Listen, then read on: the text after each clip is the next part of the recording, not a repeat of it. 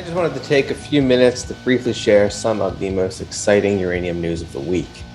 First, let's look at this chart from the Yellow Cake Advocate on Twitter. I had him on twice already. I highly recommend people check him out, but look at this chart. So he is saying the Sprott Physical Uranium Trust, you can see the yellow bar, consumed, right? Brought in to hold 14,493 tons of uranium, which is bigger than the next four biggest uranium producers' production after Kazakhstan. So look at that. It just ate up the annual supply of most countries' uranium. That leaves a little spread between Sprott's purchases and Kazakhstan. I wonder what could happen if Sprott acquires more uranium than is consumed annually.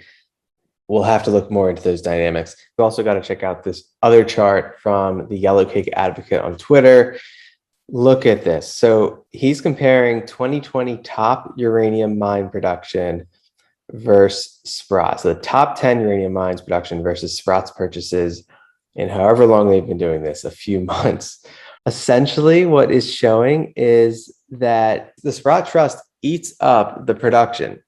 It's just combing through. It's just making the supply deficit even worse, which is going to cause an exponential squeeze once the utilities realize that there's none on the market. So that's why it's so huge. All this does is just show the magnitude of the Sprott purchases and how much they're taking off the market.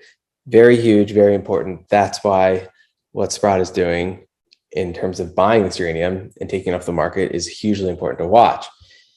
Next, it seems like there's this global race towards uranium, right? So you have this article, UK to put nuclear power at heart of net zero emission strategy. So that means it's their number one priority in terms of getting green. So they're not going to worry about solar, wind, hydro, thermal. It's nuclear. That's their number one priority. So that means investment. That means money. The space has been destitute in terms of investment. No one has wanted to invest in them, but this means investment from the UK. But that's not all, because you also have investment from France. Here's another article, Fortune, nuclear plants insulate France from the energy crisis. So now Macron is doubling down on them in a $35 billion moonshot plan.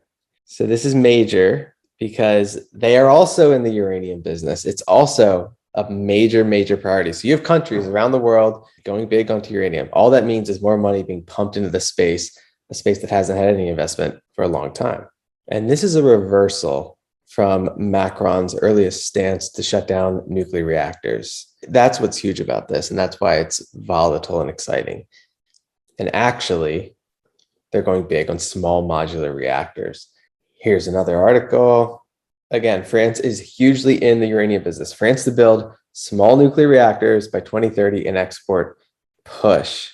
So they want to become the kind of the epicenter of building small modular reactors to export from France to other countries who clearly they think are going to need them and want them and need uranium to fuel them. And they want to compete with China because China is trying to do the same thing. So again, countries are just really getting serious about this. Also, those aren't the only countries. Obviously, I can't even list them all, but here's just another one that happened this week. The parliamentary debut of Japan's leading contender for prime minister stands by his views to restart nuclear power plants to meet the nation's net zero emission by 2050. This is huge. You have countries committing so much money. The narrative is switching from solar and wind to uranium.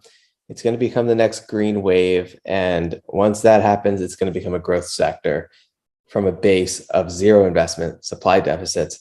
So you can just see demand picking up around the world. These are just some of the articles that highlight exactly how bullish the world is getting on uranium, coupled with the supply-demand deficits that we've talked about on the show with brilliant guests many times, coupled with Sprott buying, coupled with the green narrative moving towards being uranium-focused. And this is just for the people that haven't seen this already, but it's just so big to me. So this is a quote, direct quote from Elon Musk, who everyone follows, right? I'm also kind of pro-nuclear, and I'm sort of surprised by the public sentiment against nuclear. I'm not saying we should go build a whole bunch of nuclear plants, but I don't think we should shut down ones that are operating safely. They did this in Germany and had to create a whole bunch of coal power plants. And I don't think that was the right decision. You have one of the most powerful people in the world, someone who could take a joke cryptocurrency to a $40 billion market cap, being a proponent of nuclear energy. It's huge. I don't see anything bearish about this. The only thing that could stop this is some big nuclear meltdown that shuts down all sentiment towards uranium and no one wants to touch it forever.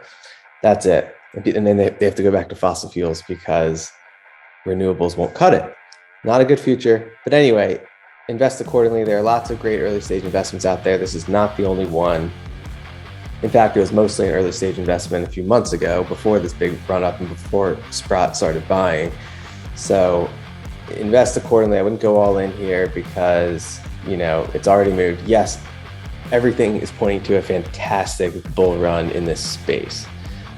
And there probably will be one, but it's going to be volatile and there are other investments to consider. But sure, look at this. Absolutely bullish.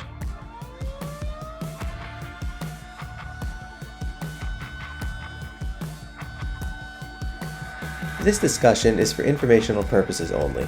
Nothing in this discussion should be taken as investment advice. Guests are not compensated for their appearance. Do not base any investment decisions on the information presented.